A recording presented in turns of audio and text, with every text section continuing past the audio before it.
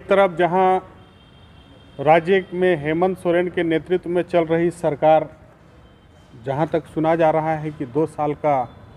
खुशहाली मनाने जा रही है, वहीं हम भारतीय जनता पार्टी के लोग अत्यंत दुख के साथ आप सभी मीडिया के बंधुओं के माध्यम से यह कहना चाहते हैं कि ये जो 2 साल का कार्यकाल हेमंत सोरेन जी के नेतृत्व में झारखंड प्रदेश में झारखंड की सरकार जो चल रही है, ये पूरी तरह से विफलताओं भरा यह सरकार है। और 2 साल के कार्यकाल में जहां पर अभी तक 3200 से अधिक महिलाओं के साथ बलात्कार के मामले घटे हैं और हत्या के लगभग 3500 मामले, 224 मामले डकैती के, 1271 मामले लूट के, ये सरकार जो कानून व्यवस्था के नाम पर पूरी तरह से विफल रही है, ये सरकार जो युवाओं में अपनी विश्वसनीयता को पूरी तरह से खो चुकी है, ये सरकार जो महिलाओं की सुरक्षा में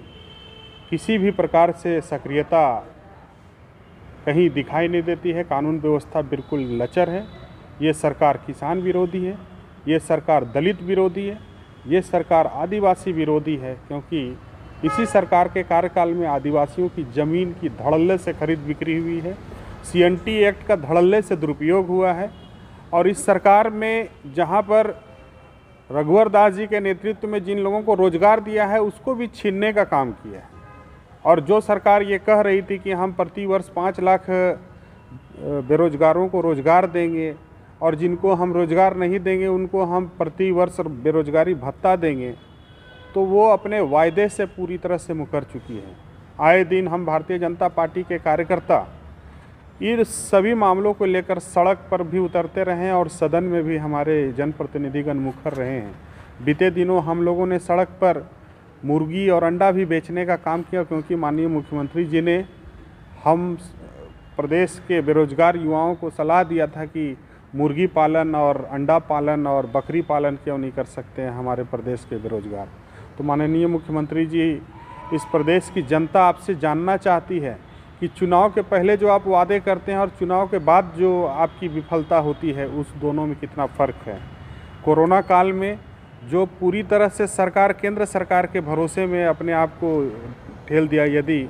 देश के यशस्वी प्रधानमंत्री नरेंद्र मोदी जी भारत के नागरिकों की चिंता नहीं करते, साथ ही साथ झारखंड के नागरिकों की चिंता नहीं करते, तो न जाने झारखंड वासियों की क्या हालत होती, बद से बदतर स्थिति होती। निश्चित रूप से जितना भी इस सभी घटनाओं की भर्त्सना की जाए वह बहुत कम है। हेमंत सोरेन जी के नेतृत्व में जहां पर संवेदना विहीन सरकार काम कर रही है, वहीं पर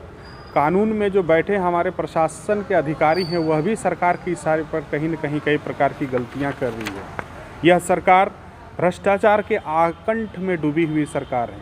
क्योंकि यहाँ पर ट्रांसफ़र और पोस्टिंग उद्योग दर्जा ले लिया है। यहाँ पर योजनाओं के नाम पर जो केंद्र सरकार के द्वारा जितनी भी योजना चलाई जा रही है, उस पर लूट मची हुई है, पारदर्शिता का घोर अभाव है। और जो निबंधन करता है या जो हमारे ठेकेदार किस्म के लोग हैं, मजदूर किस्म के लोग हैं, वैसे लोगों का जिन्होंने काम भी कर दिया, उन लोगों का भी पारिश्रमिक भत्ता नहीं मिल रहा है।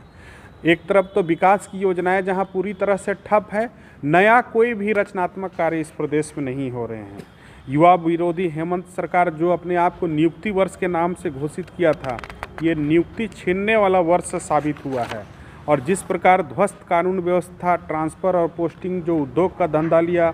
आदिवासी और दलित का विरोधी यह सरकार, और आदिवासी विरोधी में CNT और SPT कानून की मूल भावना के साथ जो छेड़छाड़ किया गया है, जिसमें कि हमारे जो माननीय मुख्यमंत्री जो जल, जंगल और ज़मीन की बात करते हैं, ये सारे लोग आज कहीं न कहीं ज़मीन का व्यापार में लिप्त हो गए हैं। और जहाँ तक हम समझते हैं कि हमारे